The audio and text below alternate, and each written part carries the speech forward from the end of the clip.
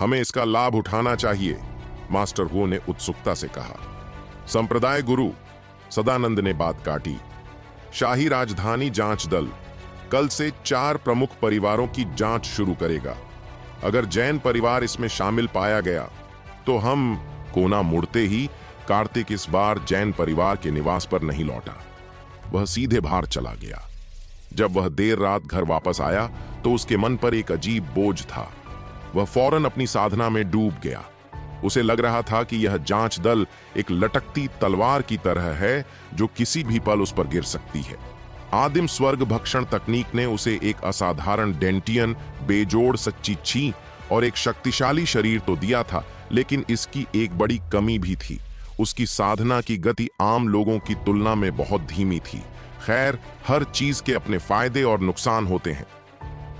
भोर होते ही पूरे कांगड़ा शहर पर एक अनदेखे तूफान का साया मंडराने लगा। शहर के चारों बड़े परिवारों ने अपने अनुयायियों को शहर छोड़ने से सख्त मना कर दिया था। आज जांच दल अपनी कार्रवाई शुरू करने वाला था और उनकी पहली मंजिल इन्हीं 4 परिवारों में से एक थी। साधना की एक रात के बाद कार्तिक ने बासी हवा का एक झोंका छोड़ा।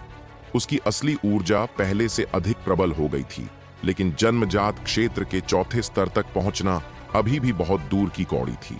तभी एक संदेशवाहक आया। मास्टर, जांच दल पहले आरती परिवार गया है और वहीं से जांच शुरू करेगा। जैसे ही यह खबर जैन परिवार के मुख्य हॉल तक पहुंची, जयंत सीधे तनकर बैठ गए। उन्होंने हाथ हिलाकर जासूसों को आदेश दिया कि वे जानकारी इकट्ठा करना जारी रखें और जल्द से जल्द रिपोर्ट करें।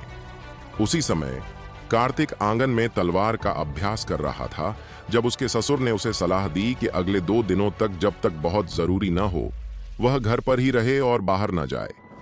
लगभग 1 घंटे बाद निरीक्षण दल आरती परिवार के द्वार से बाहर निकला। परिवार के मुखिया रोशन ने खुद उन्हें विदा किया और उनके जाने के बाद पूरे आरती परिवार ने राहत की सांस ली। यह निरीक्षण दल महान यान राज परिवार का प्रतिनिधित्व कर रहा था। उनका नेता ठाकुर उपनाम का एक 60 वर्षीय बुजुर्ग था, जिसका नाम केल ठाकुर था। रोशन ने सामान उठाने के लिए झुकते हुए कहा, श्रीमान ठाकुर, खराब मेहमान नवाजी के लिए क्षमा करें। जांच पूरी होने के बाद मैं निश्चित रूप से आपका गर्मजोशी से स्वागत करूंगा। केल ठाकुर के पास महान पथ राजवंश में कोई वास्तविक शक्ति नहीं थी, लेकिन उसका सम्मान बहुत था। उसकी एक और पहचान थी, वह राजवंश के वर्तमान युवराज का शिक्षक था। इस बार जांच दल के आने का कारण बहुत गंभीर था। मामला सिर्फ सैनिकों के शहीद होने का नहीं था।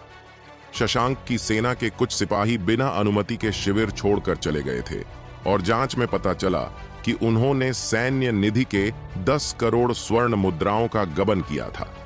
शशांक की सेना में इतनी बड़ी समस्या होना कोई छोटी बात नहीं थी।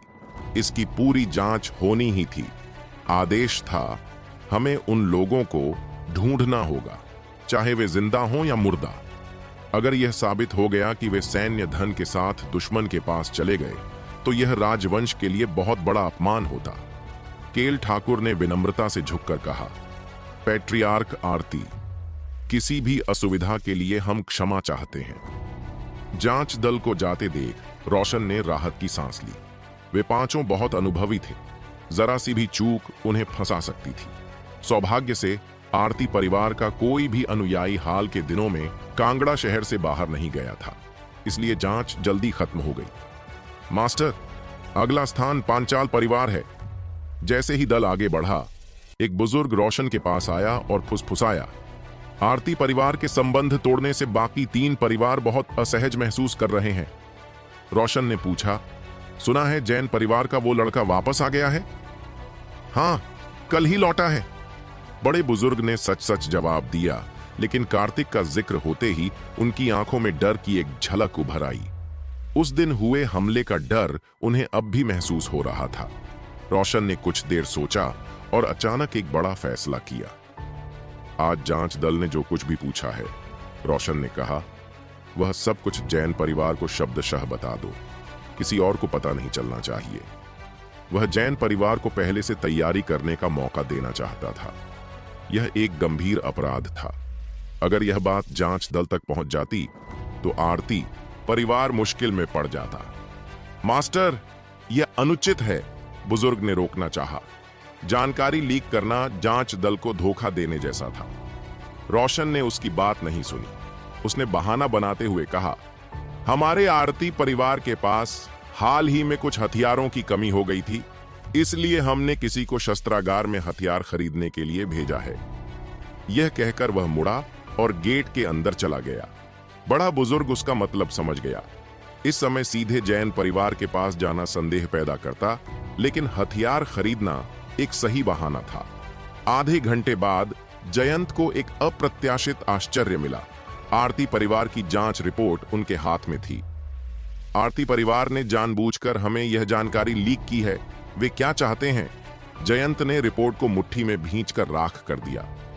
खैर, यह कोई बुरी बात नहीं है, डीकन नीव ने कहा।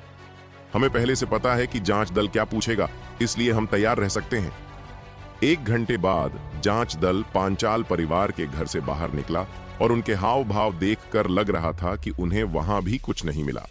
अगला पड़ाव, त्रिवेदी परिवार। 2 घंटे की जांच के बाद दोपहर तक जांच दल त्रिवेदी परिवार से भी खाली हाथ निकला। उन्हें शशांक की सेना से जुड़ा कोई सुराग नहीं मिला था। इससे पहले कि वे जैन परिवार के घर पहुंचते, जयंत खुद उनका स्वागत करने के लिए गेट के बाहर खड़े थे। जूनियर जयंत, मास्टर ठाकुर का अभिवादन करते हैं। उन्होंने झुककर सम्मान दिया। मास्टर ठाकुर ने भी शिष्टाचार निभाया। नमस्कार, पैट्रियार्क जैन, हम आदेश के तहत काम कर रहे हैं। अगर कोई ठेस पहुंचे तो कृपया क्षमा करें। जयंत के नेतृत्व में पूरा समूह जैन परिवार के मुख्य भवन में दाखिल हुआ। जैन परिवार के सभी प्रबंधक जो बाहर गए थे, दौड़कर वापस आ गए थे। उन सभी की जांच होनी थी। सब अपनी अपनी जगह पर बैठ गए और सवालों का इंतजार करने लगे। माहौल में तनाव था। हालांकि जयंत को आरती परिवार से रिपोर्ट मिल चुकी थी और उसने जवाब सोच ली थे, फिर भी वह थोड़ा घबराया हुआ था। केल ठाकुर शांत रहे। उसके पीछे से एक अधेड़ उम्र का सैनिक बाहर आया। इसका नाम तक्ष था, जो शशांक सेना की सिल्वर बटालियन का कमांडर था। तक्ष ने पहला सवाल पूछा, कुलपति जैन, मेरा पहला प्रश्न, 10 दिन पहले आपके जैन परिवार से कौन सनसेट पर्वत पर गया था? डीकन नीव ने तुरंत एक सूची निकाली और तक्ष को थमा दी। जनरल तक्ष को सूचित करते हुए, हाल ही में हमारे जैन परिवार ने संसाधन अयस्कों के परिवहन के लिए सनसेट पर्वतों में 3 कारवां भेजे हैं। उनकी जानकारी यहां है। तक्ष ने सूची को देखा और उसे केल ठाकुर को दे दिया। सूची के अनुसार वे सभी शशांक की सेना को मारने में सक्षम नहीं थे, इसलिए उन्हें खारिज किया जा सकता था। मास्टर ठाकुर ने सूची पढ़ने के बाद कोई टिप्पणी नहीं की और उसे दूसरों को दे दिया। सूची एक हाथ से दूसरे हाथ होती हुई अंततः एक अधेड़ उम्र के आदमी के हाथ में पहुंची, जिसकी नाक टेढ़ी थी। उस आदमी का नाम युगांश था। वह शाही दरबार में राजस्व उपमंत्री था और राजधानी के शक्तिशाली जिनेश परिवार से था। जैसे ही युगांश ने सूची को देखा, जयंत के माथे पर ठंडे पसीने की एक बूंद लुढ़क गई। युगांश ने बनावटी मुस्कान दी और सूची मेज पर पटक दी। मास्टर जैन, यह सूची गलत है। युगांश की बात से मुख्य हॉल में सन्नाटा पसर गया। जयंत ने खुद को संभाला, खड़े हुए और सावधानी से पूछा, उसमें गलत क्या है? जहां तक मुझे पता है, युगांश ने दबाव डालते हुए कहा, आपके दामाद कार्तिक 8 दिन पहले सनसेट माउंटेन्स गए थे और कल ही लौटे हैं। क्या मैं सही हूं? जयंत ने जल्दी से समझाया। मंत्री, युगांश को रिपोर्ट करते हुए जांच दल 10 दिन पहले सनसेट पर्वतों में प्रवेश करने वालों की जांच कर रहा था। मेरा दामाद 8 दिन पहले गया था, इसलिए वह सूची में नहीं है। जयंत इस तथ्य को छिपा नहीं सकते थे, इसलिए उन्होंने इसे आसानी से स्वीकार कर लिया।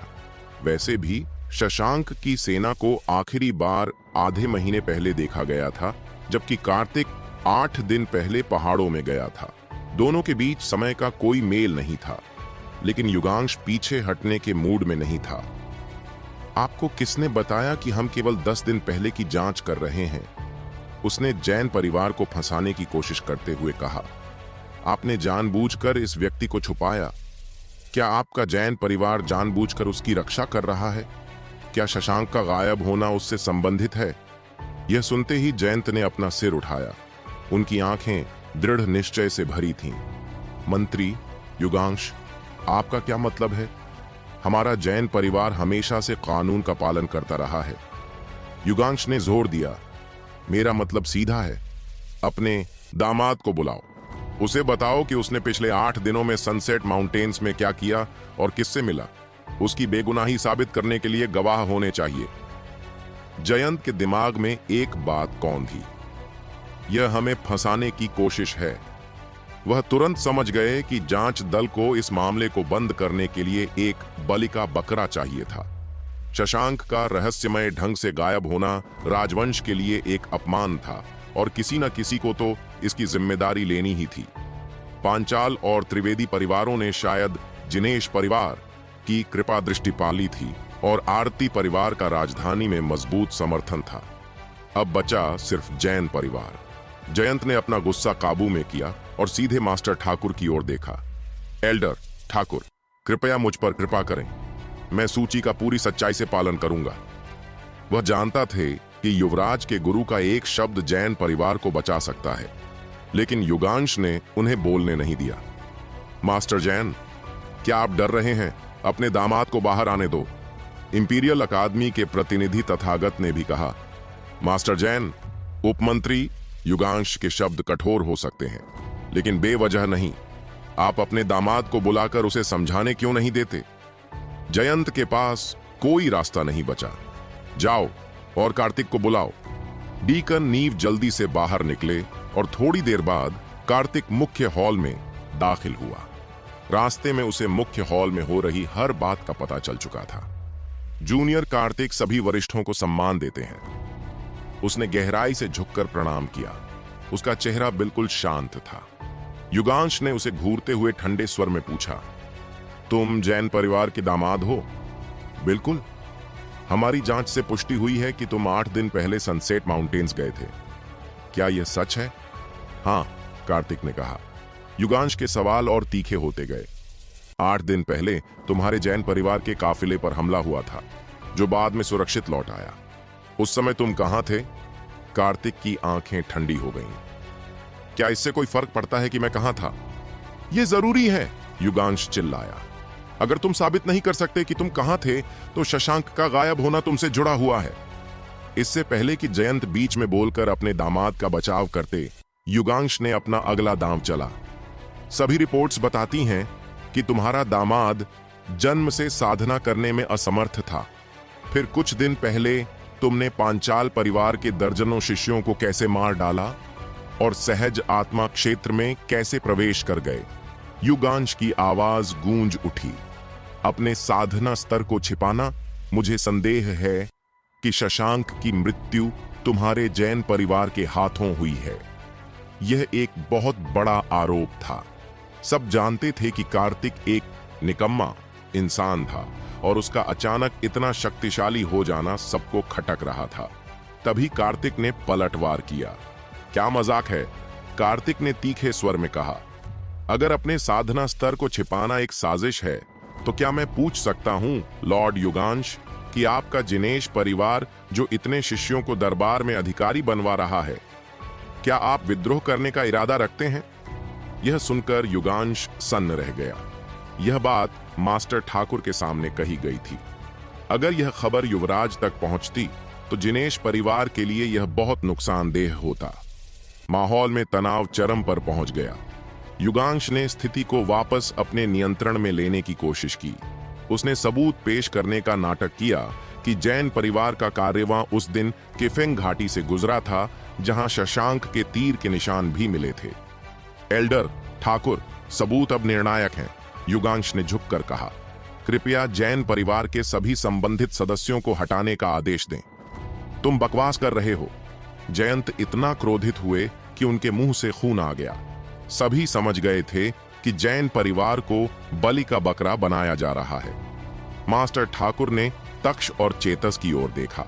दोनों ने सहमति जताई कि जैन परिवार संदिग्ध है और उन्हें जांच के लिए राजधानी ले जाया जाना चाहिए। एक बार वे राजधानी पहुंच गए तो उनका जीवन और मृत्यु दूसरों के हाथ में होता। सिर्फ अकादमी के तथागत ने चुप रहना चुना। अब सब कुछ एल्डर ठाकुर के एक शब्द पर टिका था। जैन परिवार का भाग्य तय होने ही वाला था। गोल्डन मंडप के मंडप मास्टर आ गए हैं। तभी बाहर से एक घोषणा हुई। गोल्डन मंडप के स्वामी परितोष शर्मा बिना बुलाए सीधे मुख्य हॉल में प्रवेश कर गए। जूनियर परितोष, एल्डर केल, ठाकुर का स्वागत करता हूं। उन्होंने झुककर अभिवादन किया। गोल्डन मंडप का स्थान बहुत ऊंचा था और उनके आने से युगांश की लय टूट गई। मैं शशांक के लापता होने के संबंध में ही यहां आया हूं, परितोष ने कहा। युवा मास्टर कार्तिक असाधारण रूप से प्रतिभाशाली हैं। 10 दिन पहले उन्होंने हमारे साथ एक नया अमृत विकसित किया, लेकिन उसमें कुछ जड़ी बूटियों की कमी थी। युवा मास्टर कार्तिक उन्हें लेने के लिए खुद सनसेट पर्वत गए थे। उन्होंने एक सूची मेज पर रखते हुए कहा, यह औषधीय जड़ी बूटी सिर्फ ट्विन पैगोडा पर्वत पर उगती है, जहां आने जाने में 5-6 दिन लगते हैं। मैं यंग मास्टर कार्तिक की प्रतिभा की कद्र करता हूं और नहीं चाहता कि उन्हें कोई फंसाए। परितोष का रवैया बहुत सख्त था। इसने युगांश को चुप करा दिया, लेकिन वह अब भी जैन परिवार को फंसाना चाहता था। भले ही कार्तिक बेकसूर हो, लेकिन सनसेट गॉर्ज वाली घटना का क्या? परितोष भी समझ गए कि जांच दल ने जैन परिवार को बलि का बकरा बनाने का मन बना लिया है। वह कार्तिक की रक्षा तो कर सकते थे, पर शायद पूरे परिवार की नहीं। तभी कांगड़ा शहर का स्वामी आ गया है।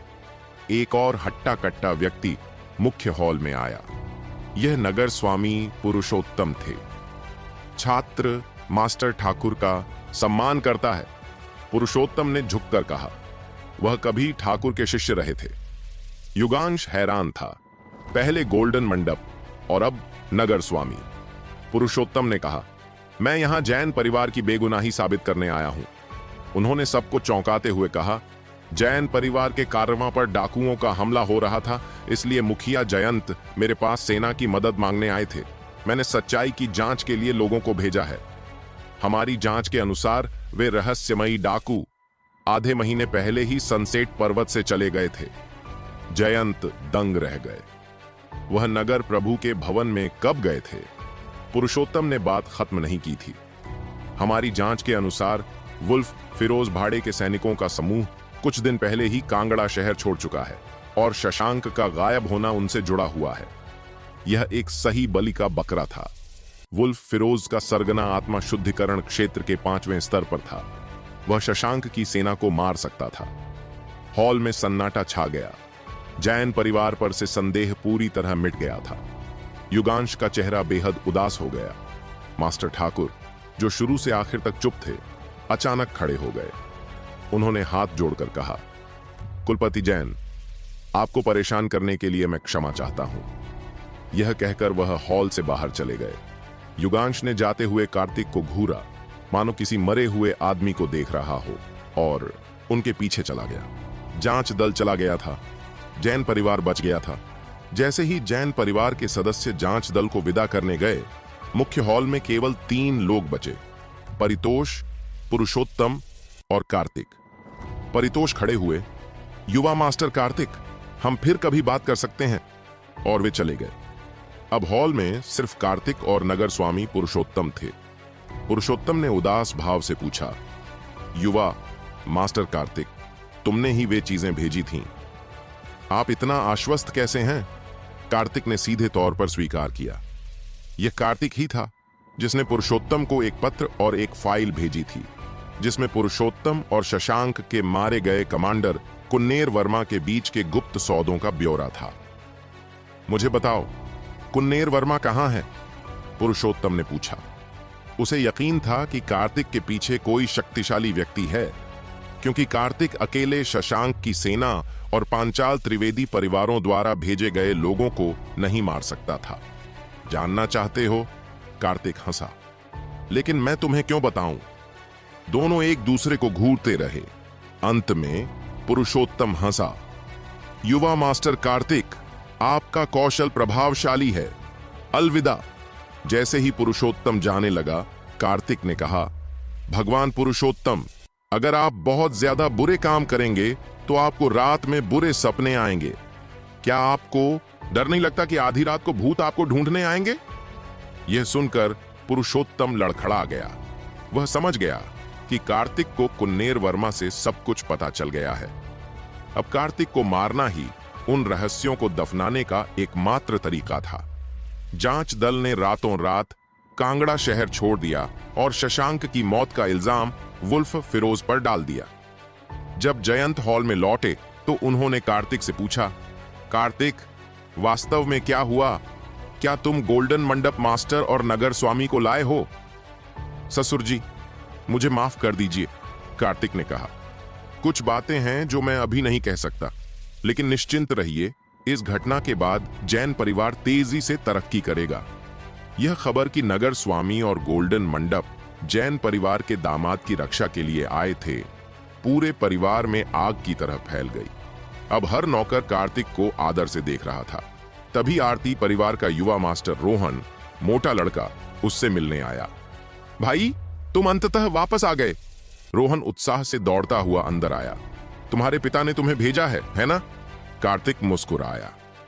आरती परिवार का एरे हॉल रक्षा संरचना ढहने के कगार पर था और कार्तिक ने उसकी मरम्मत का वादा किया था।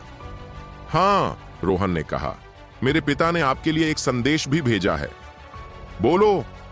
कार्तिक वह एहसान नहीं भूला था कि आरती परिवार ने उन्हें जांच रिपोर्ट पहले ही भेज दी थी। रोहन ने कहा, मेरे पिता ने कहा कि हालांकि जांच दल चला गया है, लेकिन मामला अभी खत्म नहीं हुआ है। अगर जैन परिवार मजबूत होना चाहता है तो उसके पास दो रास्ते हैं, एक मजबूत समर्थक ढूंढना या खुद मजबूत होना। उन्होंने सुझाव दिया है कि तुम जल्द से जल्द इंपीरियल अकादमी में शामिल हो जाओ। कार्तिक चुप हो गया। यह सलाह सही थी। जिनेश परिवार और नगर स्वामी पुरुषोत्तम के साथ दुश्मनी के बाद जैन परिवार के लिए कांगड़ा शहर में आगे बढ़ना मुश्किल हो जाएगा। अगली सुबह कार्तिक वादे के अनुसार आरती परिवार पहुंचा। रोशन और अन्य बुजुर्गों ने उसका विस्मय और सम्मान से स्वागत किया। कार्तिक ने पूरे दिन मेहनत की। यह संरचना बनाना उसकी आत्मिक शक्ति की एक बड़ी परीक्षा थी। उसने न केवल संरचना की मरम्मत की, बल्कि उसे पहले से भी अधिक मजबूत बना दिया। युवा मास्टर कार्तिक, मैं बहुत आभारी हूं। रोशन ने गहराई से झुककर प्रणाम किया। कार्तिक ने उसे विनम्रता से रोका और वापस चला गया।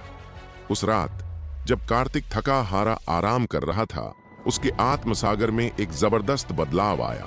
उसकी भूत नेत्र तकनीक में एक सफलता मिली थी। जब उसने अपनी चेतना को अपने आत्मसागर में डुबोया तो उसका शरीर कांप उठा। पहले जो आत्मशक्ति धुंधली थी, अब उसमें सुनहरी चमक थी। यह तो स्वर्ण आत्मा सागर है। कार्तिक स्तब्ध रह गया। उसे याद आया कि आत्मा शक्ति के 3 स्तर होते थे, धूसर, भूरा और काला। स्वर्ण आत्मा सागर के बारे में उसने कभी नहीं सुना था। उसे एहसास हुआ कि यह स्वर्ग को भस्म करने वाले दिव्य हंडे उसकी तकनीक के कारण था, जिसने न केवल उसके शरीर बल्कि उसकी आत्मा को भी सुधारा था। उसकी आत्मिक शक्ति अब पहले से 2 गुनी शक्तिशाली थी। लेकिन इस शक्ति के साथ एक बड़ी समस्या भी थी। आदिम भक्षण स्वर्ग तकनीक के लिए एक सामान्य व्यक्ति से 10 गुना ज्यादा संसाधनों की आवश्यकता थी। कांगड़ा शहर और जैन परिवार के संसाधन उसे 5वें स्तर तक पहुंचाने के लिए भी काफी नहीं थे। इंपीरियल अकादमी, उसने मन ही मन सोचा, मुझे वहां जाना ही होगा। अकादमी उसे संसाधन भी देगी और जैन परिवार के लिए एक ढाल का काम भी करेगी। तभी अरे नहीं, हमारी एक तेल मिल में आग लग गई है। घंटियों की आवाज पूरे जैन परिवार के परिसर में गूंज उठी। कार्तिक ने भौहें चढ़ाईं। हथियारों की कार्यशाला के अलावा ये तेल मिलें ही परिवार की आय का मुख्य स्रोत थीं। उसके मन में एक बुरी भावना घर कर गई और वह तेजी से आग की ओर भागा। जब कार्तिक वहां पहुंचा तो तेल मिल लगभग पूरी तरह जलकर राख हो चुकी थी। गनीमत रही कि रात होने के कारण ज्यादातर मजदूर घर जा चुके थे और कोई घायल नहीं हुआ था।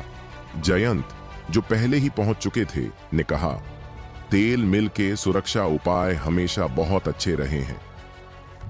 क्या आपका मतलब यह है कि किसी ने जानबूझकर आग लगाई है? कार्तिक ने पूछा। उसने अपनी भूत नेत्र तकनीक का इस्तेमाल किया और आग की लपटों के पार देखा। उसने देखा कि तेल के बैरल में अनगिनत छेद किए गए थे, जिससे तेल बह गया और आग भड़क उठी। यह काम पांचाल या त्रिवेदी परिवार का नहीं लग रहा था, क्योंकि ऐसा करने से वे आपसी तबाही को न्योता देते। कार्तिक ने जयंत को दूसरी तेल मिल की जांच के लिए भेजा और खुद सुराग खोजने के लिए खंडहर में घुस गया। जैसे ही उसकी भूत नेत्र तकनीक उन्नत हुई, उसकी नजरें जली हुई दीवार के पार देखने में सक्षम हो गईं। दीवार के दूसरी तरफ ऊंची झाड़ियों के बीच एक काली आकृति घास फूस से निकली और दूर भागने लगी। वहां सचमुच कोई है। कार्तिक एक धुंधली परछाई में बदला और जर्जर छत से होते हुए उस आकृति के पीछे भागा। वह छायादार आकृति बहुत तेज थी और पहाड़ों की ओर भाग रही थी, लेकिन कार्तिक उससे भी तेज था। जल्द ही वह काली आकृति एक चट्टान के पास रुक गई। आगे जाने का कोई रास्ता नहीं था। तुम कौन हो और मेरा पीछा क्यों कर रहे हो? उस छायादार आकृति ने ठंडे स्वर में पूछा। उसके हाथ में एक चमकती हुई तलवार थी। तुमने तेल मिल में आग लगा दी, कार्तिक ने कहा। बेटे, तुम दूसरों के काम में दखल अंदाजी करना चाहते हो। तुम तो बस एक तुच्छ सहज क्षेत्र साधक हो, फिर भी मेरा पीछा करने का साहस किया। यह कहकर उस काले कपड़े पहने आदमी ने, जो आत्मा शुद्धिकरण क्षेत्र के 5वें स्तर पर था, अपनी फ्रॉस्टाथॉर्न ब्लेड तकनीक से कार्तिक पर हमला कर दिया। तलवार की ठंडी ऊर्जा भयानक थी, लेकिन कार्तिक अपने 7 सितारों की टुकड़ी फुटवर्क का उपयोग करते हुए आसानी से उसके हर घातक वार से बच गया। काले कपड़े पहने आदमी हैरान रह गया। कांगड़ा शहर में ऐसा विलक्षण व्यक्तित्व कब पैदा हुआ? एक जन्मजात क्षेत्र साधक जो एक आत्मा शुद्धिकरण क्षेत्र साधक से मुकाबला कर रहा है। कार्तिक ने पलटवार किया। उसने अपनी सबसे बुनियादी मुट्ठी तकनीक का इस्तेमाल किया, लेकिन उसकी आदिम ऊर्जा इतनी शक्तिशाली थी कि उसका मुक्का एक पिंजरे से छूटे बाघ की तरह दहाड़ रहा था। बहुत धीमा, कार्तिक चिल्लाया। मुक्का हथौड़े की तरह गिरा और उस आदमी की पीठ पर जोर से लगा। वह लड़खड़ाकर गिर पड़ा और उसके मुंह से खून बह निकला। उसका नकाब उतर गया। वह एक अनजान चेहरा था। कार्तिक ने ठंडी आवाज में पूछा, अब बताओ, तुम्हें किसने भेजा है? हे। वह आदमी हंसा। अगर मैं गलत नहीं हूं तो तुम जैन परिवार के वही निकम्मे दामाद हो। कार्तिक हैरान रह गया। तुम मुझे जानते हो? यह सचमुच तुम हो? मुझे उम्मीद नहीं थी कि तथाकथित कचरा इतना शक्तिशाली होगा, उस आदमी ने कहा और अचानक हवा में उछलकर भागने लगा। तुम मुझे मारने के लिए पर्याप्त नहीं हो। हम युद्ध में देर तक रुकने का साहस नहीं कर सकते।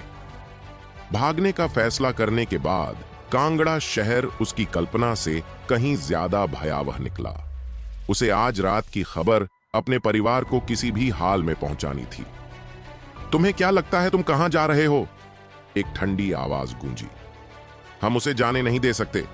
शुद्धिकरण आत्मा क्षेत्र में किसी की हत्या की बात बाहर नहीं जानी चाहिए। तभी एक साया तेजी से झपटा। कार्तिक का शरीर एक उड़ते हुए बाज के समान था। उसकी भुजाएं फैली हुई थीं। उसकी मुट्ठी से एक ड्रैगन के आकार की सच्ची ऊर्जा निकली और सीधे काले वस्त्र पहने उस व्यक्ति की पीठ की ओर बढ़ गई।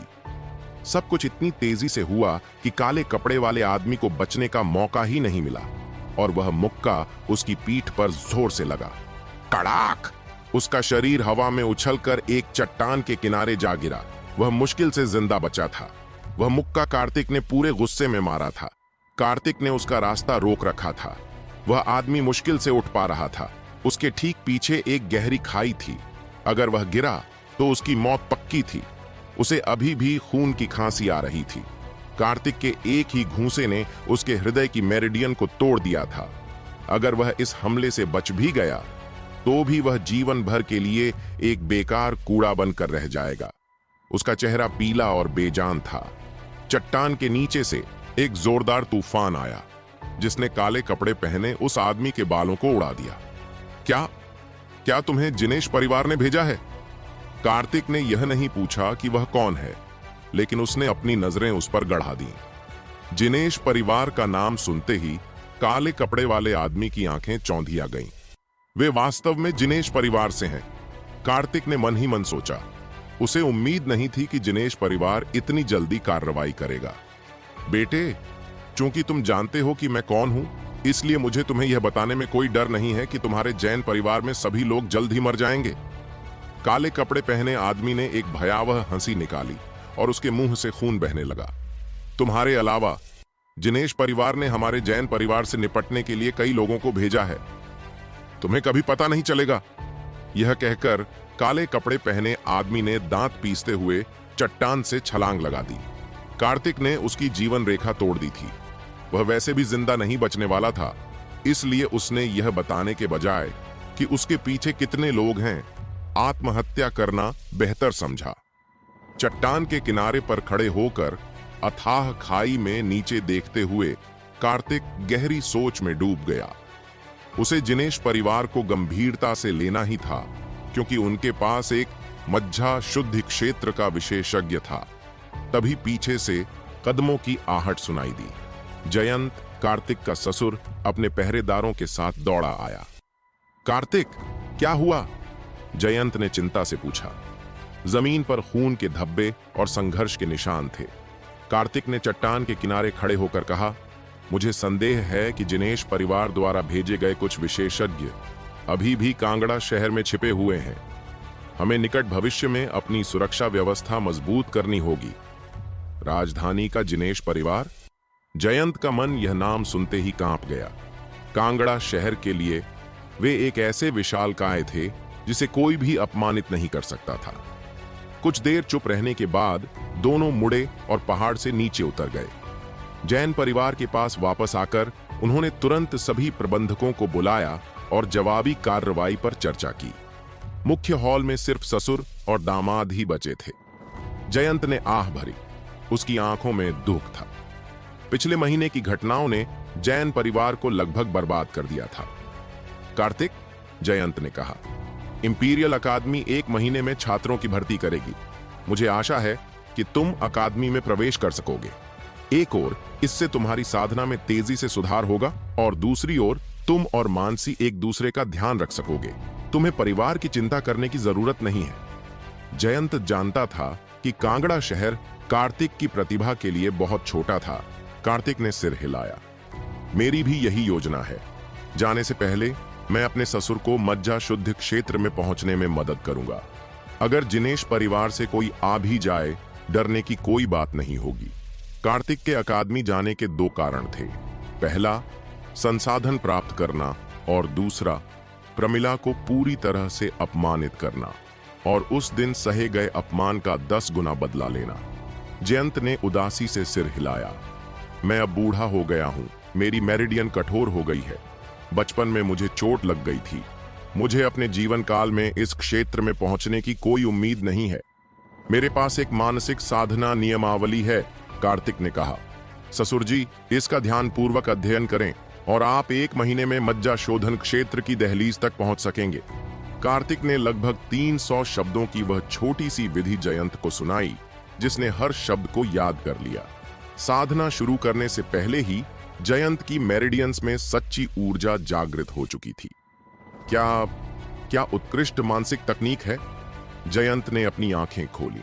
वह खुद को रोक नहीं पाया और तुरंत पालथी मारकर बैठ गया और साधना शुरू कर दी। कार्तिक आंगन में वापस आ गया। जिनेश परिवार के आने से उसे खतरे का और भी एहसास हो गया था।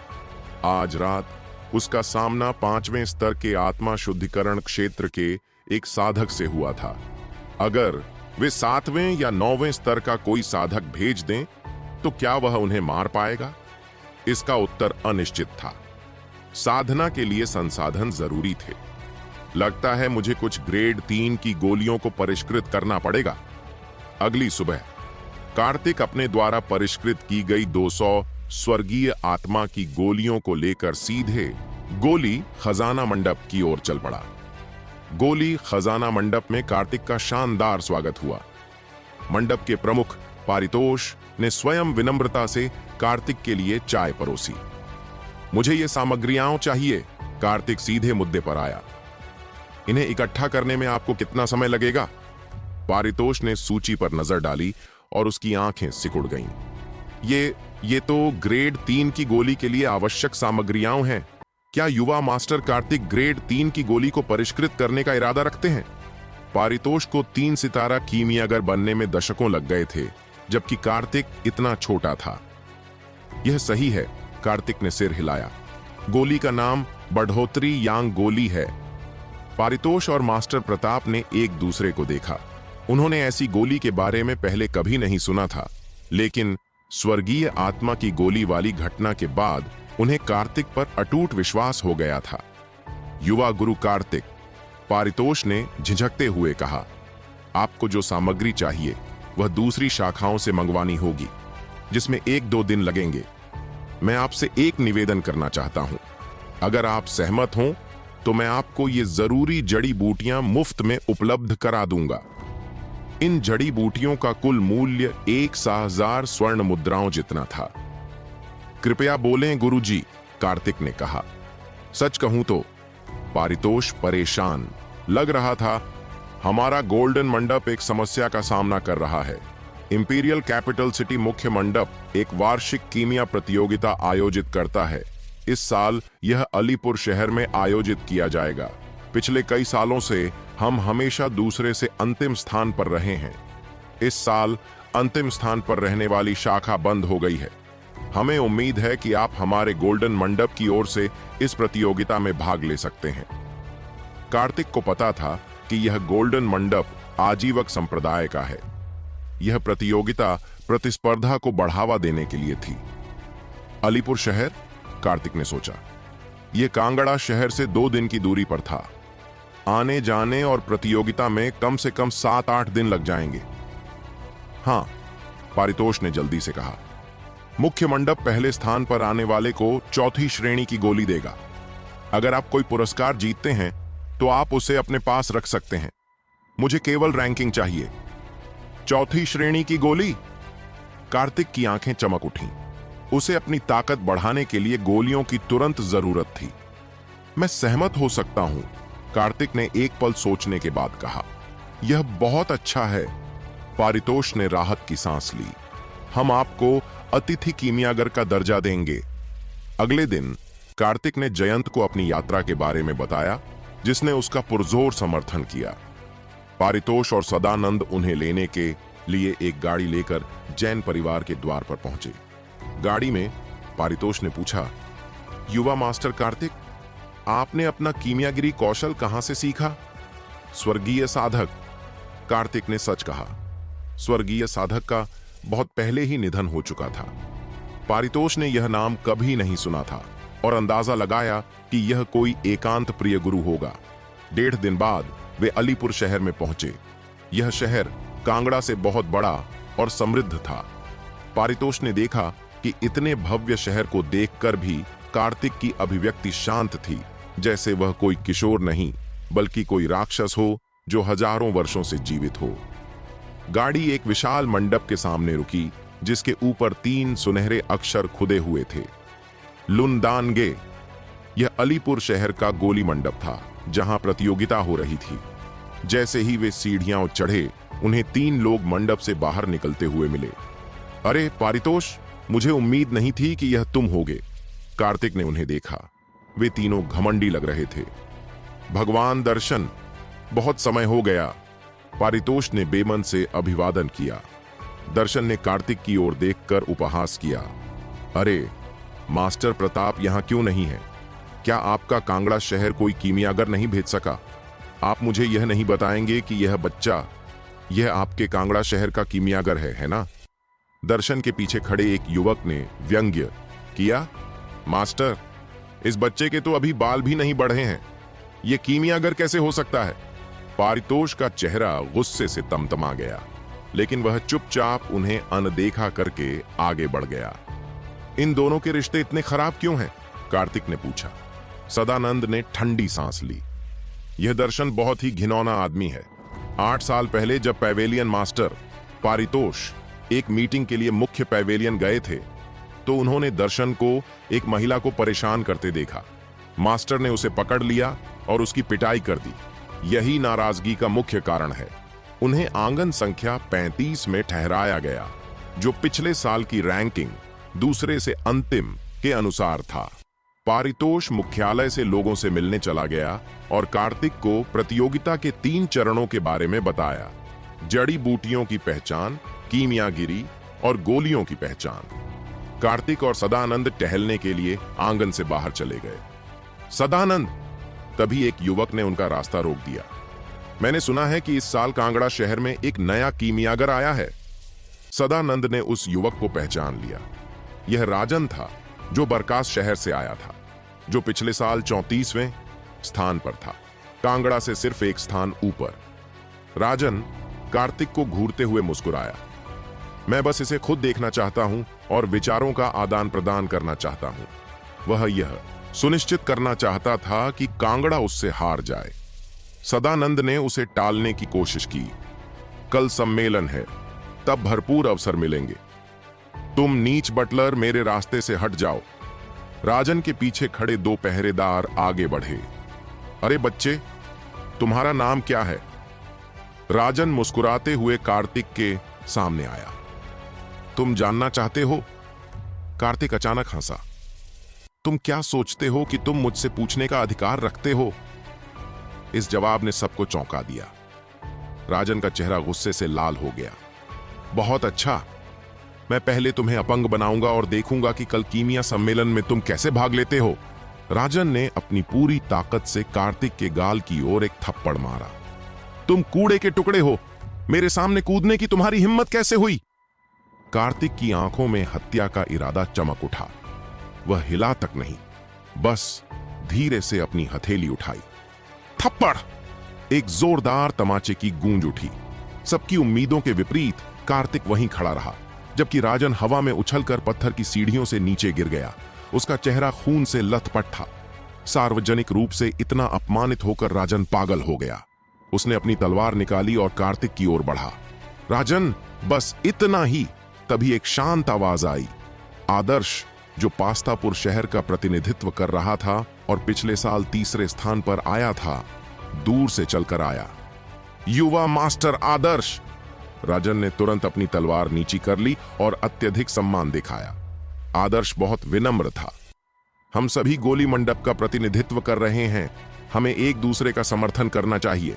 भाई, क्या आप मुझे कुछ सम्मान दे सकते हैं और इस मामले को छोड़ सकते हैं? राजन के पास आदर्श की बात मानने के सिवा कोई चारा नहीं था। बच्चे, तुम बस रुको। उसने कार्तिक को धमकी दी और जल्दी से चला गया। आदर्श कार्तिक की ओर मुड़ा। मैं पास्तापुर शहर से आदर्श हूं। कांगड़ा शहर से कार्तिक, कार्तिक ने जवाब दिया। आदर्श मुस्कुराया। मुझे राजन की ओर से आपको धन्यवाद देना चाहिए। आपकी दया के लिए धन्यवाद, भाई कार्तिक। आदर्श ने साफ देख लिया था कि कार्तिक ने उस थप्पड़ में अपनी पूरी ताकत नहीं लगाई थी, वरना राजन का सिर धड़ से अलग हो गया होता। कार्तिक और सदानंद शहर घूमने निकल पड़े। वे अनवर चैम्बर ऑफ कॉमर्स नामक एक मुक्त बाजार में पहुंचे।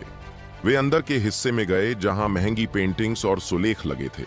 वहां 7-8 युवा कीमियागर पहले से ही मौजूद थे और पेंटिंग्स पर टिप्पणी कर रहे थे। ओ, कांगड़ा शहर के कीमियागर भी आ गए हैं, एक व्यंग्यात्मक आवाज आई।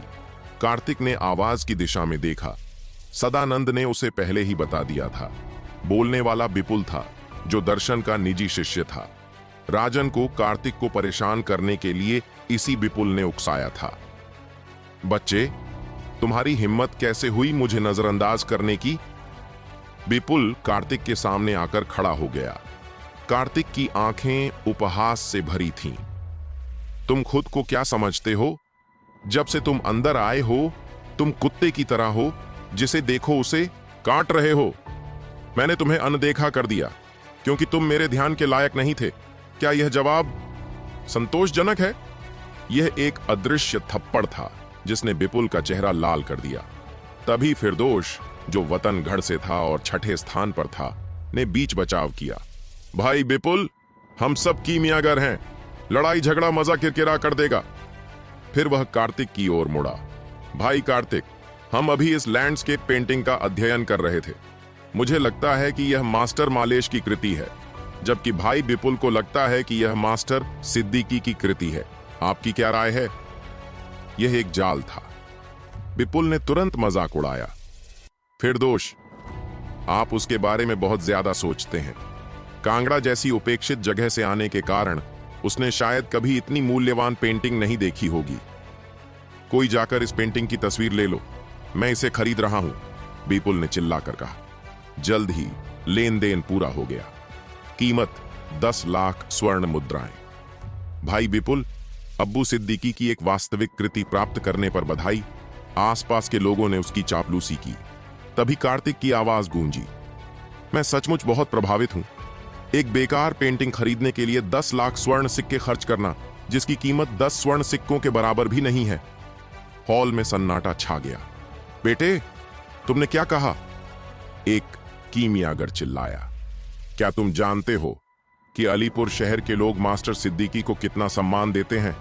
उनका अपमान करना सिद्दीकी परिवार को अपमानित करने के समान है। तभी चैंबर ऑफ कॉमर्स के एक प्रबंधक ने कहा, युवा स्वामी, आपको बकवास नहीं करनी चाहिए। यह पेंटिंग सिद्दीकी परिवार ने खुद यहां बेचने के लिए रखी थी। यह सुनकर विपुल जोर से हंस पड़ा। कार्तिक अब बुरी तरह फंस गया था। फिरदौस ने एक अच्छे आदमी की भूमिका निभाते हुए कहा, भाई कार्तिक, आप जो कर रहे हैं वह गलत है। आपको भाई विपुल को इस तरह अपमानित नहीं करना चाहिए। कार्तिक ने विपुल की ओर इशारा किया। उसे? वह तो बस एक कूड़ा कचरा है। क्या वह मेरे अपमान के लायक है? विपुल ने अपने होंठ तब तक काटे जब तक कि खून नहीं निकलने लगा। उसने घोषणा की, सब लोग, मुझे अभी खबर मिली है कि सिद्दीकी परिवार के लोग भी यहीं हैं। मैंने उन्हें आमंत्रित करने के लिए किसी को भेज दिया है। वे ही सबसे अच्छी तरह जानते हैं कि यह पेंटिंग असली है या नकली। लगभग 10 मिनट बाद एक बूढ़ा और एक जवान आदमी जल्दी से अंदर आए। फिरदौस ने तुरंत उन्हें पहचान लिया। क्या आगंतुक सिद्दीकी परिवार के दूसरे बुजुर्ग हैं? यह कनिष्ठ फिरदौस बुजुर्ग अब्दुल्ला को अपना सम्मान देता है। किसने कहा कि यह एक टूटी हुई पेंटिंग है? अब्दुल्ला के चेहरे पर गुस्सा साफ झलक रहा था। फिरदौस ने चालाकी से कहा, भाई विपुल ने यह पेंटिंग खरीदी है और आशा करते हैं कि एल्डर अब्दुल्ला इसे देख सकेंगे। अब्दुल्ला ने पेंटिंग ली, कुछ देर तक उसका निरीक्षण किया और घोषणा की, यह भूदृश्य चित्र वास्तव में हमारे पूर्वजों द्वारा बनाया गया था। इसमें कोई संदेह नहीं है कि यह वास्तविक है। धन्यवाद एल्डर। विपुल ने खुशी से पेंटिंग वापस ले ली। अब बताओ। अब्दुल्ला की निगाहें चारों ओर घूम गईं। किसने कहा था कि यह एक टूटी हुई पेंटिंग है? सबकी नजरें कार्तिक पर टिक गईं। बच्चे, तुम ही थे। अब्दुल्ला की जबरदस्त ताकत ने कार्तिक पर दबाव डाला। बड़े अब्दुल्ला, मैं स्पष्ट कर दूं, कार्तिक ने शांति से कहा। पहली बात, मैंने कभी सिद्दीकी परिवार के चित्रों का अपमान नहीं किया है। दूसरी बात, यह भूदृश्य चित्र वास्तव में एक फटा हुआ चित्र है।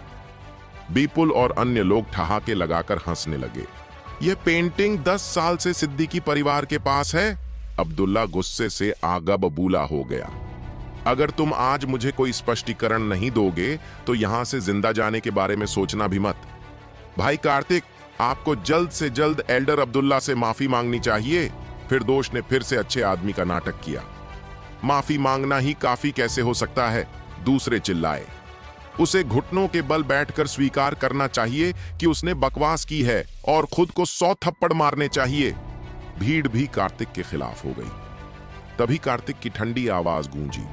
उसने फिरदौस और बाकी लोगों पर नजर डाली। एल्डर अब्दुल्ला, अगर मैं यह साबित कर दूं कि यह पेंटिंग नकली है, तो क्या आप उन सभी को जिन्होंने मेरा अपमान किया है व्यक्तिगत रूप से मुझसे माफी मांगने के लिए मजबूर कर सकते हैं?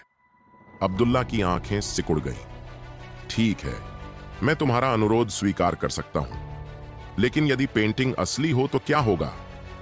कार्तिक ने निर्णायक स्वर में कहा, यदि यह पेंटिंग सचमुच असली है तो मैं सार्वजनिक रूप से घुटने टेक कर अपनी गलती स्वीकार करने को तैयार हूं। माहौल तनावपूर्ण हो गया। मैं विनम्रतापूर्वक अनुरोध करता हूं कि भाई विपुल इस पेंटिंग को खोलकर चौकोर मेज पर रख दें, कार्तिक ने कहा। पेंटिंग को मेज पर रखा गया। कार्तिक सदानंद की ओर मुड़ा। सदानंद, क्या तुम्हारे पास खंजर है? सदानंद अवाक रह गया। उसने अपनी कमर से एक छोटा सा खंजर निकाला और कार्तिक को थमा दिया। सबकी चौकस निगाहों के सामने कार्तिक ने अपना खंजर तेजी से नीचे की ओर घुमाया और चौकोर मेज पर रखे लैंडस्केप पेंटिंग पर निशाना साधा। भाई कार्तिक रुको! फिरदोश बहुत डर गया और उसके पसीने छूटने लगे। उसने घबराकर चिल्लाया और कार्तिक को तुरंत रुकने को कहा।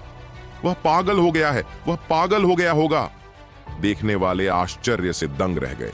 इस लैंडस्केप पेंटिंग की कीमत 10 लाख स्वर्ण मुद्राएं थी, लेकिन उससे भी ज्यादा महत्वपूर्ण बात यह थी कि इसमें मार्शल आर्ट की वह इच्छा शक्ति समाहित थी जिसे स्वर्ण मुद्राओं में नहीं मापा जा सकता था। अब्दुल्ला की आंखें सिकुड़ गईं। वह इसे रोकना चाहता था, लेकिन बहुत देर हो चुकी थी। यह पेंटिंग सिद्दीकी परिवार के पूर्वज ने बनाई थी। अगर इसे बाहरी लोग नष्ट कर देते तो यह सिद्दीकी परिवार की कला का अपमान होता। क्या उसका सिर दरवाजे में फंस गया था? यह एक बहुत अच्छी पेंटिंग है, फिर वह इसे खंजर से क्यों काटेगा? मकुल भयभीत दिखा और कई कदम पीछे हट गया। बहुत करीब जाने की हिम्मत नहीं जुटा पाया, कहीं ऐसा ना हो कि वह संक्रमित हो जाए। सबके चेहरों पर दहशत साफ झलक रही थी। सदानंद कमजोरी से उसके पीछे एक कुर्सी पर बैठ गया और बोला, सब खत्म हो गया, सब खत्म हो गया। उसका दिल लाखों सोने के सिक्कों से नहीं, बल्कि उस पेंटिंग से टूटा था। इसने सिद्दीकी परिवार को नाराज कर दिया था और अब्दुल्ला के व्यक्तित्व को देखते हुए वह कार्तिक को कभी जाने नहीं देता। विपुल ने ठंडी हंसी, लाखों सोने के सिक्कों की परवाह न करते हुए। वह बस पारितोष से मुआवजा मांग सकता था। अगर वह कार्तिक को पूरी तरह से अपमानित कर सके तो यह उसके लिए उचित था। निहान के चेहरे पर एक गर्व भरा भाव था। उसकी दोनों बाहें क्रॉस की हुई थीं। उसकी आंखों में हत्या का तीव्र इरादा था। खचाक! लैंडस्केप पेंटिंग का एक कोना कट गया, जिससे उस पूरी पेंटिंग में एक दरार आ गई। बेटे, तुम्हारी हिम्मत कैसे हुई? तुमने मेरे सामने ही सिद्दीकी परिवार की उत्कृष्ट कृति को नष्ट कर दिया। मैं तुम्हें धूल में मिला दूंगा।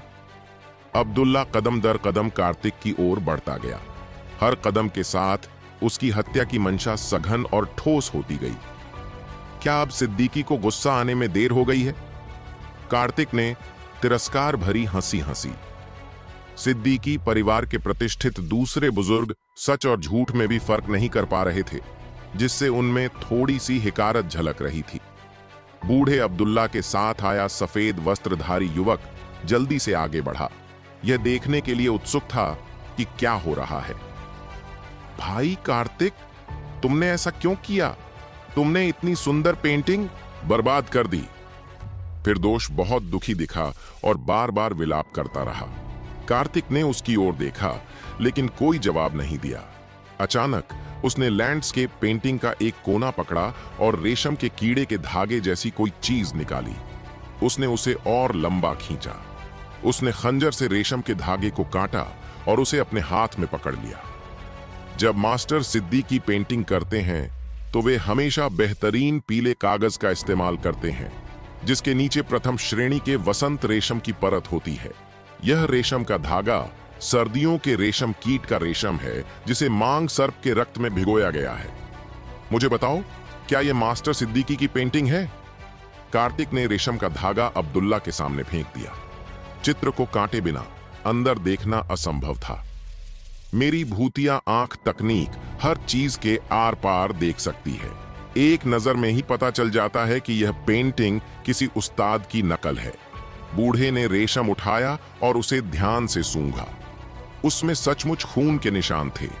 यह पेंटिंग ज्यादा से ज्यादा 15 साल पुरानी थी, जबकि बूढ़े सिद्दीकी की आखिरी पेंटिंग भी 100 साल से ज्यादा पुरानी थी। फराज, तुम क्या सोचते हो? उसने रेशम के कीड़े का धागा अपने पास बैठे सफेद कपड़े पहने युवक को दे दिया। फराज ने रेशम लिया, उसे सूंघा, भौहें सिकोड़ी, अपनी जेब से एक विशेष कांस्य दर्पण निकाला और कहा, बुजुर्ग को सूचित करते हुए, यह वास्तव में मांग सर्प के रक्त में भिगोया गया शीतकालीन रेशम कीट रेशम है, न कि वसंत रेशम, जिसका उपयोग करने में हमारा सिद्दीकी परिवार माहिर है। युवक, शायद यह पेंटिंग मास्टर सिद्दीकी की एक मौलिक कृति है।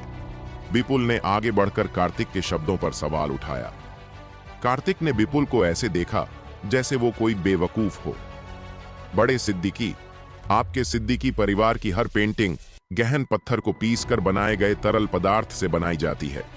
इस तरल पदार्थ का एक फायदा है, यह पानी में नहीं घुलता। अगर पेंटिंग पानी में गिर भी जाए तो भी वह सजीव दिखाई देगी। क्या मैं सही कह रहा हूं? तुम सही कह रहे हो, अब्दुल्ला ने सिर हिलाया। सदानंद, मेरे लिए एक कटोरा पानी लाओ। सदानंद जल्दी से पानी का एक कटोरा ले आया। सबके सामने पेंटिंग पर पानी डाला गया। एक अजीब सा दृश्य सामने आया। पेंटिंग पर बना परिदृश्य धीरे धीरे धुंधला होता गया, पेस्ट के एक टुकड़े जैसा, बिल्कुल काला। जाहिर तौर से यह पेंटिंग नकली थी। विपुल मुंह खोले खड़ा रहा। उसने एक नकली पेंटिंग खरीदने के लिए 10 लाख सोने के सिक्के खर्च कर दिए थे। कार्तिक द्वारा बोला गया प्रत्येक शब्द चेहरे पर एक अदृश्य थप्पड़ की तरह था जो जोर से गूंज रहा था। फिरदौस ने अपना सिर घुमा लिया। कार्तिक की आंखों में देखने को तैयार नहीं था। भाई फिरदौस, क्या आपके पास कहने को कुछ नहीं है? कार्तिक ने अचानक मुस्कुराते हुए पूछा। फिरदौस जानता था कि वह इसे टाल नहीं सकता।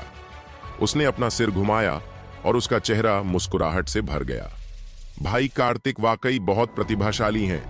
हम सबको बेवकूफ बनाया गया है। पहले जो हुआ उसके लिए मैं आपसे माफी मांगता। मकुल और निहान ने तुरंत एक कदम पीछे हट लिया। उन्होंने पहले भी कार्तिक का खूब मजाक उड़ाया था। भाई विपुल, मुझे आपकी एक उत्कृष्ट कृति को बर्बाद करने के लिए सचमुच खेद है। विपुल को देखकर, जिसका चेहरा गुस्से से विकृत हो गया था, कार्तिक ने व्यंग्यात्मक लहजे में कहा, युवक, भले ही यह पेंटिंग अच्छी न हो, फिर भी सिर्फ पेंटिंग के कौशल के लिए इसकी कीमत हजारों स्वर्ण मुद्राओं के बराबर है। तुम यह क्यों कह रहे हो कि यह पेंटिंग 10 स्वर्ण मुद्राओं के बराबर भी नहीं है? विपुल ने दांत पीसते हुए कहा। चूंकि तुम अभी भी हार नहीं मान रहे हो, इसलिए मैं तुम्हें तब तक पीटूंगा जब तक तुम पूरी तरह आश्वस्त नहीं हो जाते। कार्तिक की आंखों में एक ठंडी मुस्कान तैर गई। क्या किसी के पास कागज और कलम है? फराज ने अपने बैग से कागज और कलम निकाला और उन्हें चौकोर मेज पर रख दिया। सदानंद, जाओ और ये सब कुछ ले आओ और जल्दी से वापस आओ। कार्तिक ने 1 दर्जन से अधिक आम सामग्रियों की सूची लिखी। सदानंद तेजी से बाहर भागा और कुछ ही देर में सारा सामान ले आया। चित्रकारी में हर स्ट्रोक से रेखांकन करना आवश्यक नहीं है। एक और तरीका है, रगड़ना। कार्तिक ने खरीदा हुआ तांबे का बर्तन उठाया, उसमें रंग डाले और उन्हें मिला दिया। फिर उसने खरीदे हुए गहन कागज को फटे हुए स्क्रॉल के नीचे रख दिया। रेशम को फाड़कर उसने सिर्फ स्याही वाले कागज की एक परत छोड़ दी। तैयार रंग को बाहर निकालें। एक महीन ब्रश का उपयोग करके इसे चावल के कागज पर लगाएं और चावल के कागज की पूरी शीट पर पेंटिंग पूरी तरह से चिपक जाएगी। चावल के कागज पर धुंधली परछाइयां उभर आईं। इसके बाद उसने कागज को पास में बहते पानी में डाला और बार बार धोया। जैसे जैसे चावल का कागज धीरे धीरे सूखता गया, एक भूदृश्य चित्र का आधा हिस्सा सबके सामने प्रकट हो गया, बिल्कुल असली पेंटिंग की तरह। यह बूढ़ा सिद्दीकी लड़खड़ा गया। उसके सामने ही एक नकली पेंटिंग बन गई जो बिल्कुल वैसी ही थी। ऐसा कैसे हो सकता है? चारों ओर से विस्मय की चीखें उठीं। फिरदौस को खुद को थप्पड़ मारने का मन हुआ। कोई मूर्ख भी देख सकता था कि विपुल ने जो पेंटिंग खरीदी थी उसे इसी तरीके से दोबारा बनाया गया था। सदानंद, उन्हें बताओ कि सामग्री खरीदने में कितने सोने के सिक्के लगे, कार्तिक ने शांति से कहा। युवा स्वामी को बताया गया कि इसकी कुल कीमत 6 स्वर्ण मुद्राएं हैं। एक पेंटिंग बनाने के लिए 6 सोने के सिक्कों का इस्तेमाल किया गया, जो 10 लाख में बिकी। भीड़ में एक अजीब सी हलचल मच गई। विपुल जमीन पर निढाल होकर बैठ गया। उसका शरीर कमजोर था, मानो उस पर कोई भूत सवार हो। वह खुद से बुदबुदा रहा था, असंभव, यह नकली होना चाहिए। निहान और मकुल बार बार पीछे हट रहे थे। कार्तिक की आंखों में देखने की हिम्मत नहीं जुटा पा रहे थे। युवा स्वामी, क्या मैं आपका नाम पूछ सकता हूं? बूढ़े अब्दुल्ला ने अपने सदमे को कम करते हुए पूछा। कार्तिक। युवा मास्टर कार्तिक। उसने जो कुछ पहले कहा था उसके लिए मैं तहे दिल से माफी चाहता हूं। मुझे माफ करना, उसने आपको गलत समझा। कृपया कभी हमारे सिद्दीकी परिवार से मिलने आइए। जब भी मुझे मौका मिलेगा मैं जरूर आपसे मिलने आऊंगा। कार्तिक विनम्र था। विदाई। अब्दुल्ला और फराज जल्दी से अनवर चैम्बर ऑफ कॉमर्स से बाहर निकल गए ताकि वे इस नकली पेंटिंग के स्रोत की जांच कर सकें। सदानंद, 6 सोने के सिक्के छोड़ दो, चलो। विपुल और बाकियों पर नजर डालने के बाद कार्तिक उनसे बहस करने के लिए बहुत आलसी हो गया। सदानंद ने 6 सोने के सिक्के विपुल के पैरों पर फेंके और उत्सुकता से उसके पीछे चल पड़ा। 10 लाख स्वर्ण मुद्राएं खर्च करके 6 स्वर्ण मुद्राओं की एक पेंटिंग खरीदने के बाद विपुल को ऐसा लगा जैसे वह स्वर्ग से नर्क में गिर पड़ा हो। बेटे, मैं तुम्हें मरने पर मजबूर कर दूंगा। मैं तुम्हें अपने हाथों से मार डालूंगा। दुर्भाग्य से कार्तिक अब इसे सुन नहीं सका। कई लंबे गलियारों से गुजरने के बाद कार्तिक की रुचि खत्म हो गई। अचानक कार्तिक वहीं रुक गया। उसकी नजर एक खूंखार बाघ की तस्वीर पर टिक गई। बाघ पहाड़ से उतर रहा था। उसकी राजसी आभा, जैसे किसी बाघ में जान आ गई हो, कार्तिक की ओर झपट रहा था। एक सुंदर पेंटिंग, इसमें युद्ध इच्छा है। उसके मुंह से आह निकल गई। मार्शल आर्ट का कोई महागुरु ही युद्ध इच्छा से ओत-प्रोत ऐसी पेंटिंग बना सकता है। पेंटिंग जीर्ण शीर्ण अवस्था में है और कीमत सिर्फ 100 सोने के सिक्के थे, जो बेहद कम थे। प्रबंधक को बुलाया गया और कार्तिक ने तुरंत उसे खरीद लिया। गिरी दान मंडप की ओर वापस जाते समय पारितोष काफी देर से इंतजार कर रहा था। आज दोपहर को क्या हुआ? दर्शन क्यों आया और मुझसे इतनी बड़ी बहस क्यों की? सदानंद के पास उस दोपहर जो कुछ भी हुआ था उसे बताने के अलावा कोई विकल्प नहीं था, जिसमें राजन के साथ उसकी मुठभेड़ और विपुल व अन्य लोगों को अपमानित किया गया था। पारितोष सदमे से हाँफने लगा। 10 लाख सोने के सिक्कों की नकली पेंटिंग सिर्फ 6 सोने के सिक्कों की थी। घर वापस आकर कार्तिक ने दरवाजा बंद कर लिया और पहाड़ से उतरता बाघ चित्र निकाला और उसे दीवार पर टांग दिया। जब उसने अपनी भूतिया आंख तकनीक का इस्तेमाल किया, तभी एक जबरदस्त बाघ की शक्ति ने कार्तिक को दबा दिया, जिससे उसे सांस लेने में तकलीफ होने लगी। बाघ ने अचानक अपनी आंखें खोलीं। उसकी घुटन भरी आभा ने तूफान सा पैदा कर दिया। क्या अद्भुत बाघ चित्रकला है! यह न केवल मेरी युद्ध इच्छा को शांत कर सकती है, बल्कि मेरे आत्मसागर को भी निखार सकती है। कार्तिक मन ही मन हैरान था। पल पल समय बीतता गया और उसका पूरा शरीर पसीने से लथपथ हो गया। रात काफी हो चुकी थी। तभी स्वर्ग भक्षण करने वाली कड़ाही अचानक हिल गई और पहाड़ से उतरते बाघ का चित्र रहस्यमय तरीके से गायब हो गया और स्वर्ग भक्षण करने वाली कड़ाही ने उसे निगल लिया। यह कार्तिक दंग रह गया। उसकी चेतना उसके ऊर्जा केंद्र में डूब गई और ऊर्जा की एक तेज धार निकली जो कार्तिक के आत्मा सागर की ओर बढ़ी। कृपाण इच्छा, यह कृपाण इच्छा है! कार्तिक आश्चर्य से चिल्लाया और उछल पड़ा। जैसे ही उसकी चेतना ने उसके आत्म सागर को छोड़ा, एक भयानक ब्लेड आभा चारों ओर फैल गई। स्नैप! स्नैप! घर के अंदर रखी मेजें और कुर्सियां नष्ट हो गईं और अनगिनत टुकड़ों में बदल गईं। हर टुकड़ा ब्लेड की तरह दीवारों को भेदता हुआ, खिड़कियों को तोड़ता हुआ सीधे दूसरे कमरों की ओर बढ़ रहा था। कुछ ही क्षणों में पूरा घर छिद्रों से भर गया। दीवारों में छेद हो गए थे, जिससे घर कमजोर हो गया था और गिरने के कगार पर था। पारितोष और सदानंद ने अभी थोड़ी देर आराम किया ही था कि अचानक एक भयानक ऊर्जा के विस्फोट से वे चौंक कर जाग गए।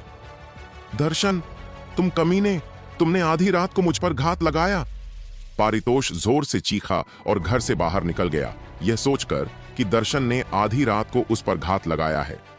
सदानंद इतना डर गया कि बिस्तर से लुढ़क गया। दोनों बिना कपड़े पहने ही बाहर भाग गए। उसी समय कार्तिक भी बाहर आ गया और वे तीनों आंगन में एक दूसरे को भावशून्य भाव से देखते रहे। विशेषकर जब उन्होंने उस घर को देखा जहां कार्तिक रहता था, जो हवा के एक झोंके से ढह सकता था, तो उनके चेहरे पर भय का भाव आ गया। यह तुम्हारी गलती है, पारितोष ने अवाक होकर कहा। माफ कीजिए, मैं युद्ध इच्छा को समझने की कोशिश कर रहा था और थोड़ा नियंत्रण खो बैठा था। कार्तिक ने शर्मिंदा होकर अपना सिर खुजलाया।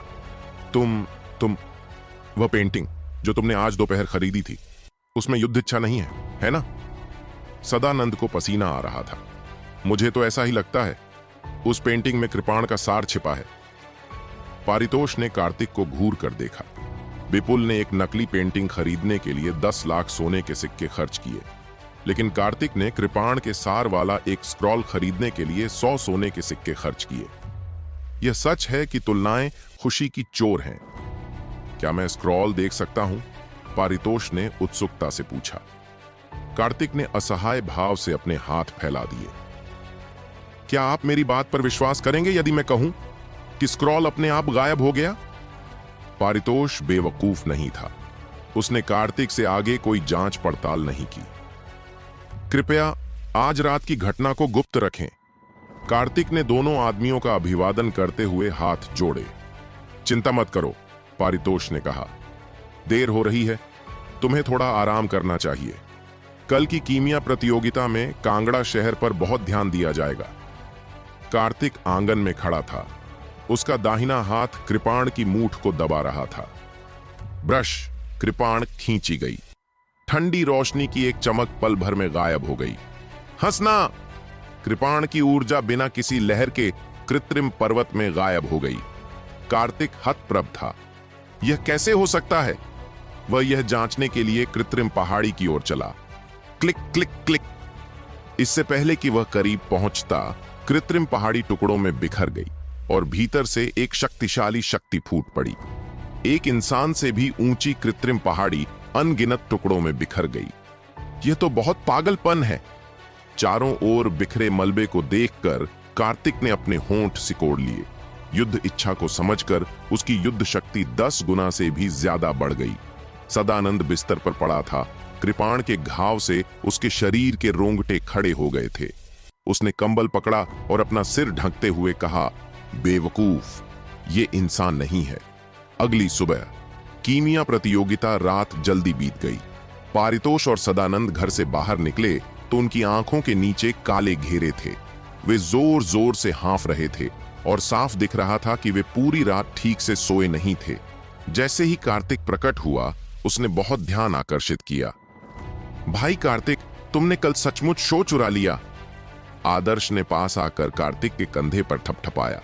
दोनों के बीच का रिश्ता असामान्य लग रहा था।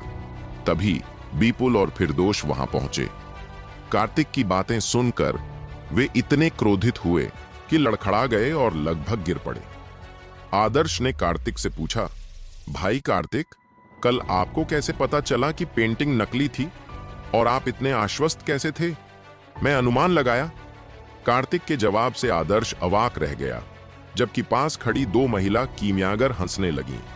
विपुल और फिरदोष इतने गुस्से में थे कि उन्हें लग रहा था कि खून की उल्टी हो जाएगी। आयोजन स्थल को 3 क्षेत्रों में विभाजित किया गया था। पहली पंक्ति में 3 बुजुर्ग पुरुष बैठे थे, जिन्हें ग्रैंड सेक्रेटेरिएट ने रेफरी के तौर पर भेजा था। दिलजीत, मास्टर मेहता, 4 सितारा कीमियागर और सुधाकर। दूसरी पंक्ति में 35 शहरों के विभिन्न शाखा मंडपों के प्रमुख बैठे थे। दत्ता शहर के सूर्यकांत, रॉक शहर के ललित, नीलपुर शहर के इब्राहिम, वतनगढ़ के चेतन, बरकास के किशोर चंद, पास्तापुर के मोहन। पंक्ति में अंतिम व्यक्ति पारितोष था, जो कांगड़ा शहर का मंडप मास्टर था। तीसरी पंक्ति में सिद्दीकी परिवार के लोग थे, कुलपिता इरफान, अब्दुल्ला और फराज। दूसरे भाई, क्या यह वही बच्चा है जिसने नकली पेंटिंग खोजी थी? इरफान की नजर कार्तिक पर पड़ी। हे कुलपिता, यह सचमुच यही आदमी है। अब्दुल्ला ने सम्मानपूर्वक उत्तर दिया। इरफान ने फराज से पूछा, तुम इस व्यक्ति के बारे में क्या सोचते हो? फराज ने जवाब दिया, पिताजी, यह व्यक्ति बहुत युवा दिखता है, लेकिन वह परिपक्व और शांत है। वह सरल नहीं है। मैं उसके जितना अच्छा नहीं हूं। मुख्य मंडप के डीकन हरीश ने नियमों की घोषणा की। कार्तिक और अन्य लोग कार्यक्रम स्थल में दाखिल हुए। कांगड़ा शहर पिछले वर्ष 35वें स्थान पर था और उनकी टेबल आयोजन स्थल के किनारे पर रखी गई थी। पहले दिन उनकी औषधीय जड़ी बूटियों की पहचान करने की क्षमता का परीक्षण हुआ। डीकन हरीश, मुझे कुछ कहना है। अचानक दर्शन खड़ा हो गया। वार्षिक सम्मेलन एक बहुत ही पवित्र आयोजन है, लेकिन कुछ लोग सीटें भरने के लिए तरह तरह की बकवास चीजें लेकर आए हैं। मेरा सुझाव है कि इस व्यक्ति को हटा दिया जाए।